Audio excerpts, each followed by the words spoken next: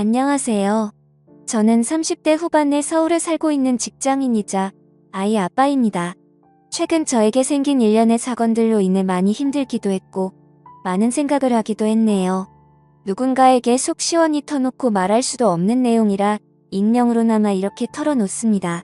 먼저 제 속사정을 모르시는 분들이 듣기에는 너무나 당혹스럽게 들릴 수도 있으실 거고 저를 비난하실 수도 있으리라 생각됩니다. 하지만 저는 최선의 방법을 선택했고 그 책임은 오롯이 제 몫으로 남았네요.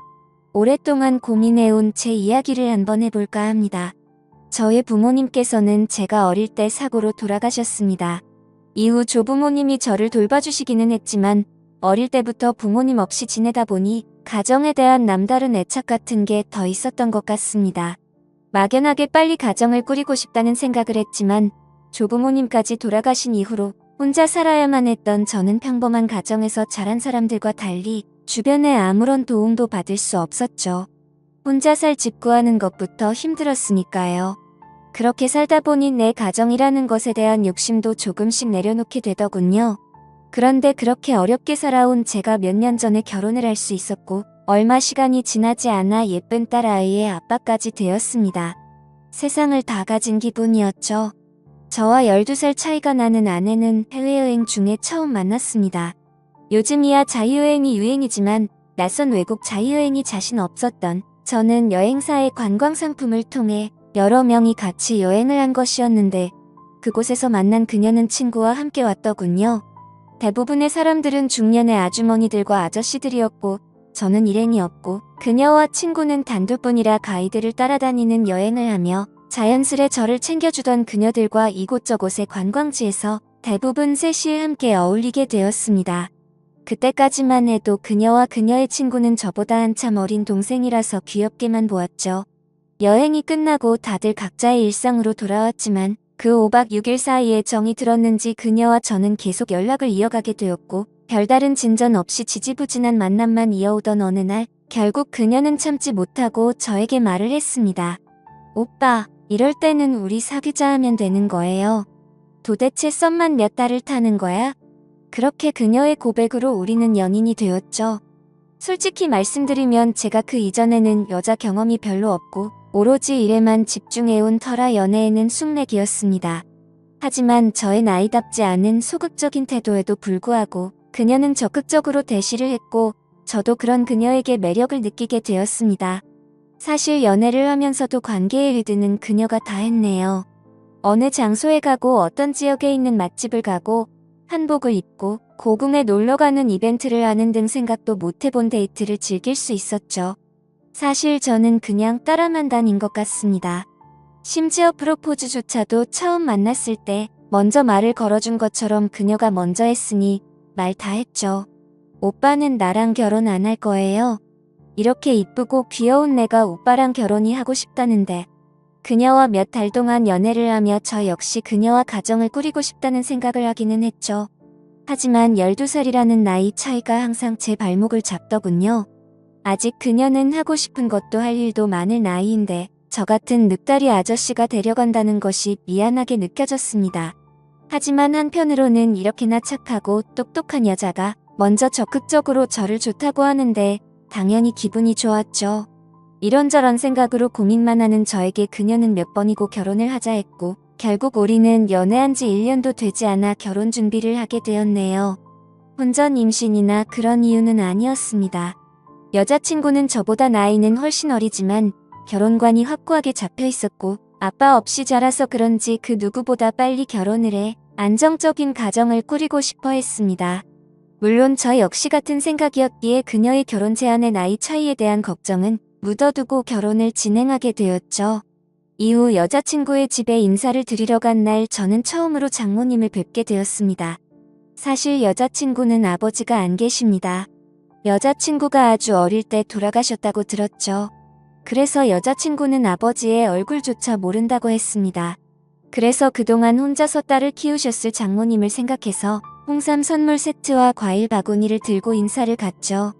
한우도 사가려고 했는데 장모님이 고기를 즐기지 않는다고 하더군요.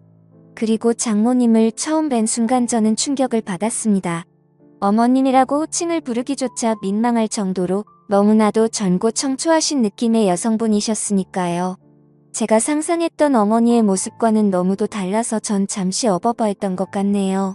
뭘 그렇게 놀라, 내가 엄마 젊다고 했잖아. 죄송합니다. 당황한 표정이 그대로 얼굴에 드러났는지 여자친구가 제 옆구리를 푹 찌르며 말했습니다.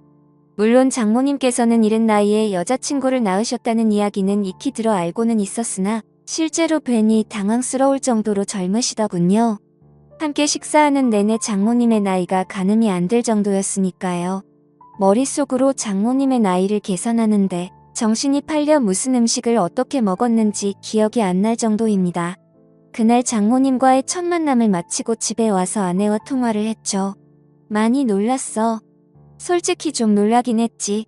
말만 들었지 그렇게 젊으실 줄은 상상도 못했어. 사실 엄마가 날 18살에 낳았어. 미혼모였고 미리 말하려고 했는데 역시 입이 안 떨어지더라고. 엄마 잘못이 아닌데 아무래도 일반적인 사람들이 보는 시선이 좋진 않으니까. 그날 통화를 하며 알게 된 사실이지만 장모님께서는 고등학교 졸업도 하시기 전에 여자친구를 낳으셨다고 합니다. 그리고 장인어른은 사실은 돌아가신 것이 아니라 아이를 가진 장모님을 버리고 도망가 버린 것이라 하더군요. 당시 20살이었던 여자친구의 아버지는 장모님이 임신을 했다고 알리자마자 바로 군대를 핑계로 슬그머니 연락을 끊고 사라졌다 합니다. 이후 장모님께서는 부모님의 도움을 받아 출산을 했고 그런 놈은 잊고 살라는 부모님의 권유에 따라 그 남자는 죽었다 생각하고 절대 찾을 생각도 없이 혼자 제 여자친구를 키우신 거죠. 이후 다른 남자 또한 단 한 명도 만나지 않고 오로지 아이만 키우며 살아오셨다고 해요. 그나마 여자친구의 외갓집이 부유한 편이라서 다행히 두 모녀는 경제적으로는 고생하지 않고 생활할 수 있었던 것 같습니다.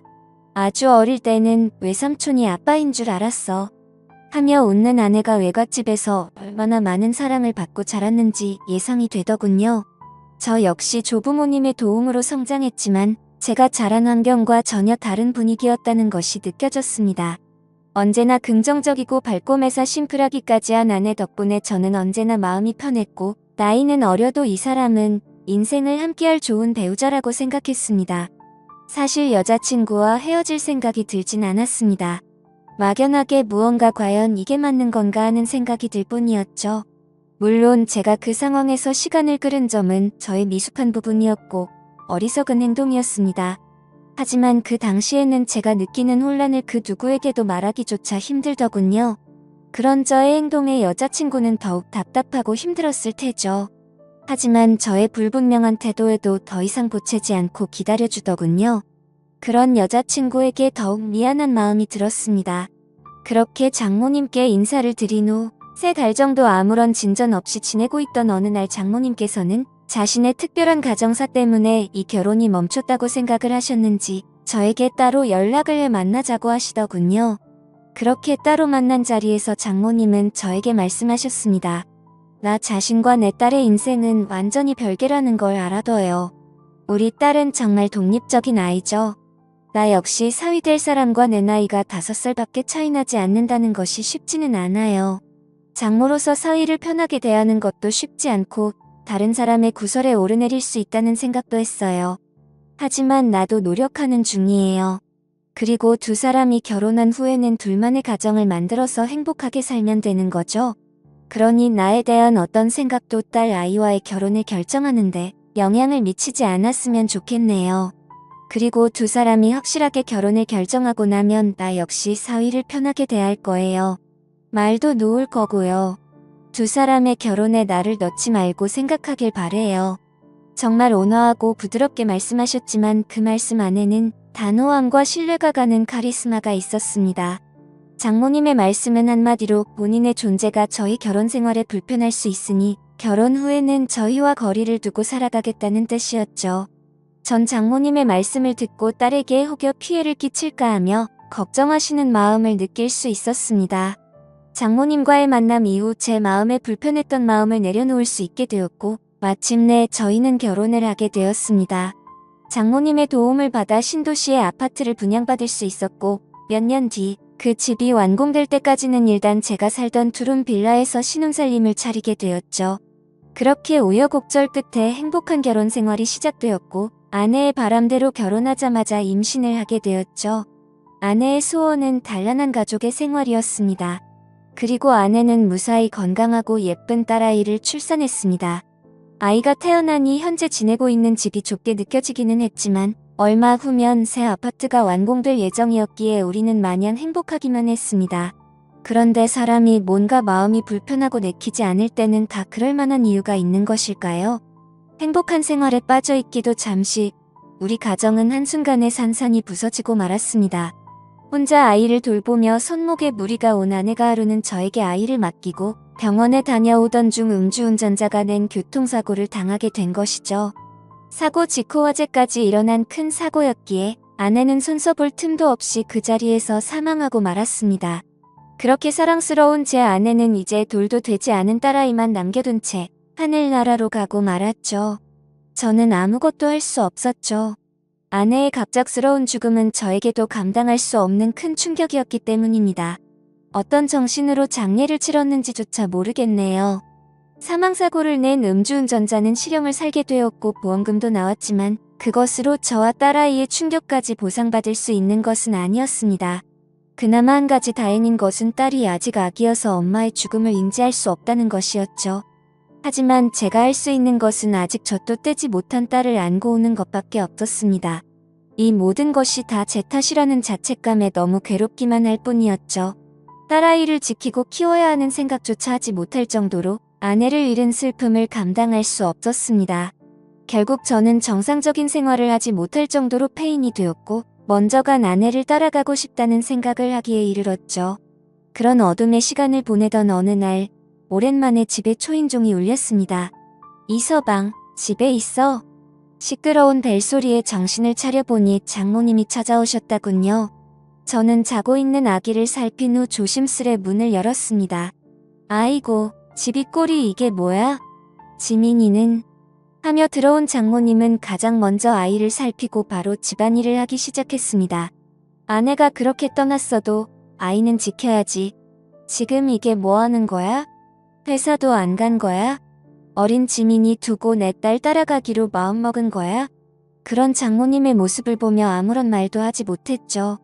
그날 이후 장모님은 매일매일 찾아오시다가 언젠가부터는 지민이와 함께 옆방에서 주무시며 아이를 봐주셨습니다. 솔직히 저는 혼자 지내고 싶었지만 아기 때문에 어쩔 수 없었어요. 처음에는 그렇게 막무가내로 오신 장모님이 귀찮고 불편했습니다. 하지만 장모님 덕분에 무사히 일상으로 돌아올 수 있었고 회사로 복귀할 수도 있었죠. 무엇보다 아이에게 엄마의 빈자리를 채워줄 수 있어 다행이라는 생각이 들었죠. 그때 장모님이 저희 집으로 찾아오지 않으셨다면 제가 어떤 선택을 했을지는 아무도 모를 일입니다. 분명히 전 아이에게 좋은 아빠가 되어주겠다고 약속을 했는데 아내와의 갑작스러운 이별을 하며 제 슬픔에 도취되어 아이조차 생각하지 못한 거죠. 장모님이 오신 이후 힘들지만 다시 하루하루 살게 되었습니다. 그리고 그 지민이의 돌이 지나고 얼마 후에 분양받은 집이 완공되어 저와 아이 그리고 장모님은 그 집으로 이사를 하게 되었습니다. 새로운 환경으로 옮기고 한 해도 지나며 아내에 대한 슬픔도 조금씩 잊혀져 가는 듯 했습니다. 장모님께서는 지극정성으로 저의 딸을 키우시며 본인 딸을 잃은 슬픔을 견뎌나가셨던 것 같습니다. 물론 저에게도 잘해주셨습니다. 아침밥을 항상 챙겨주셨고 퇴근 후 같이 식사할 때도 많았죠. 저 대신 아이를 돌봐주시는 장모님이 힘들지 않도록 집안일에도 신경을 썼습니다. 그리고 주말에는 장모님과 아이를 데리고 놀이공원에 가기도 했고 다른 주말에는 장모님이 쉴 수 있도록 제가 아이를 데리고 놀러 가기도 했죠. 그렇게 지내다 보니 조금씩 장모님에 대한 친근감과 편안함이 더해만 갔습니다. 그리고 저희 딸은 장모님의 보호 아래 무럭무럭 자라서 5살이 되었습니다. 그러던 어느 날 퇴근길에 제가 장모님 드리려고 맛있다는 빵집에 들려 빵을 사다 드렸죠. 이 집 빵이 맛있대요. 좋아하실 것 같아서 사왔어요. 장모님은 한 입 빼어 드시고는 어머 정말 맛있네. 한번 먹어봐. 하며 너무나 자연스럽게 빵을 잘라 제 입에도 넣어주시는데 받아 먹으면서도 흠칫하는 기분이 들더군요. 사실 이런 것은 연인이나 부부 사이에서나 할 법한 행동이었죠. 장모님 역시 본인의 행동에 순간 겸연쩍 하시는 것 같았습니다. 정말 맛있네요. 많이 드세요. 하며 어색한 목소리로 무마하기는 했지만 다시금 머리가 복잡해져 왔습니다. 사실 지금 딸아이가 장모님을 엄마로 알고 있거든요. 아직 어린 딸에게 엄마가 없다는 것을 알려주는 게 좋을지 판단이 서지 않았고 자연스레 할머니를 엄마로 생각하고 있는 아이에게 어떻게 바로 잡아줘야 할지 방법도 모르겠어서 그대로 방치를 해왔죠. 하지만 이것을 깊이 생각하지는 않았습니다. 아이 기준으로 그냥 엄마 아빠라고만 생각했을 뿐 장모님과 제가 부부인 것은 아니니까요. 그런데 아이가 어린이집을 다니면서는 상황이 조금 달라졌습니다. 입소는 제가 시키기는 했지만 장모님이 아이의 등하원을 해주고 계시기 때문에 자연스럽게 엄마들 사이에서도 장모님이 딸의 엄마가 되어 있었죠. 그리고 놀이터에서 아이들이 놀 때도 장모님이 아이의 엄마로 인식되어 있었습니다. 하지만 저도 장모님도 이것을 굳이 바로 잡으려는 노력을 하지는 않고 지냈네요. 그러던 어느 날 조금 이른 퇴근을 했더니 아이가 놀이터에서 놀고 있더군요. 그리고 장모님은 아이의 엄마들과 함께 어울리고 계셨습니다. 놀이터로 다가가 아이 이름을 부르자 아이가 아빠하며 쪼르르 달려와 안겼고 함께 있던 엄마들은 당연하다는 듯이 지민이 아빠시구나 안녕하세요 하고 인사를 하더군요. 그리고 장모님에게 지민 엄마 얼른 가요. 지민 아빠 오셨네 라고 말했습니다. 저는 그 대화를 듣고 뜨끔하는 생각이 들었지만 아무렇지 않은 척 조용히 목례를 하고 돌아섰고 장모님 역시 먼저 들어갈게요 하고 저와 아이와 함께 집으로 들어오셨죠. 그날 이후 장모님도 저도 서로 그에 대한 이야기는 한 번도 꺼내지 않았습니다. 하지만 머릿속이 복잡해지는 것은 어쩔 수 없더군요. 사실 이 아파트로 이사한 이후 장모님과 저는 잠자리만 하지 않았지 거의 부부처럼 지내왔습니다.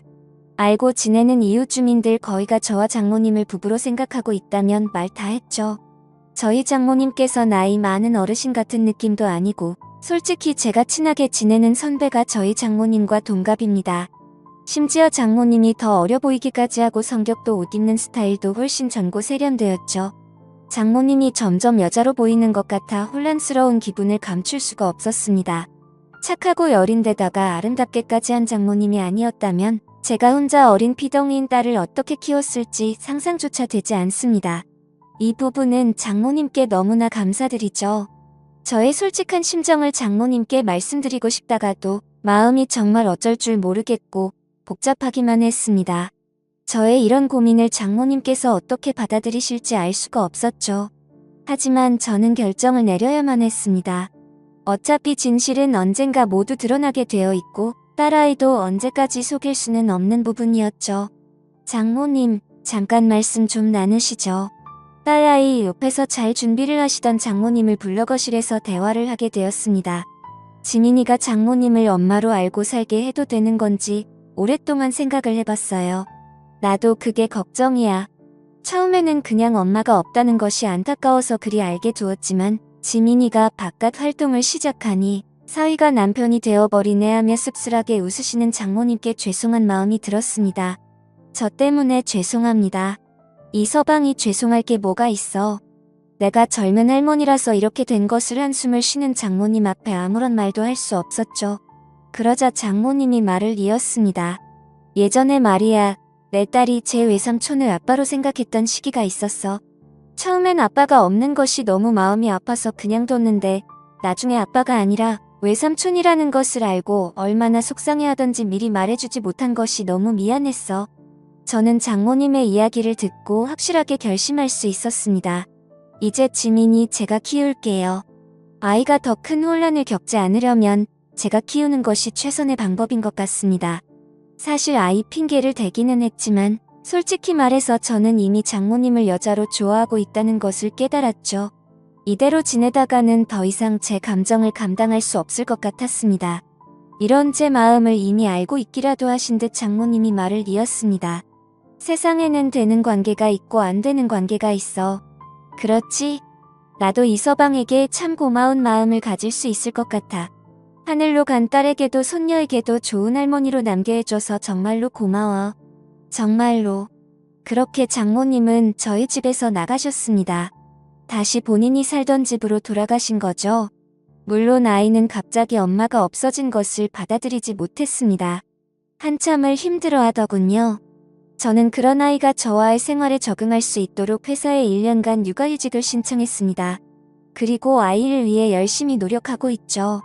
이후 장모님께 간혹 아이 사진과 동영상을 보내드리기는 하지만 아직 찾아뵙지는 않고 있습니다. 장모님이 집을 나가시면서 아이가 장모님을 보면 이제 알아볼 수 있으니 제가 재혼해서 제대로 엄마를 인식하기 전까지는 서로 보지 말자고 당부하셨거든요. 물론 저 역시 아직 장모님과 보낸 그 시간이 너무나 그립습니다. 하지만 장모님 말씀대로 저와 장모님은 안 되는 관계이니 이대로 접을 수밖에 없겠죠. 저는 아직은 재혼 생각은 딱히 없네요. 나중에 시간이 지나면 제 생각이 어떻게 바뀔지는 모르겠지만 지금은 딸 아이를 위해 최선을 다하며 살아가 보려 합니다. 제 이야기를 들으신 누군가는 저를 정신나간 놈이라고 비난할 수도 있다고 생각합니다. 그래서 주변 지인에게 이런 이야기를 털어놓을 수 없는 것이 사실이었죠. 그래도 이렇게 익명으로나마 털어놓을 수 있다니 조금 후련한 기분도 드네요. 저의 조금은 부끄러운 심정을 담은 이야기를 읽어주신 분들, 여러분의 가정에 행복 많이 가득하시고 좋은 추억 많이 만드시길 기원합니다. 지금까지 제 이야기를 들어주셔서 고맙습니다. 네, 오늘 사연은 여기까지입니다.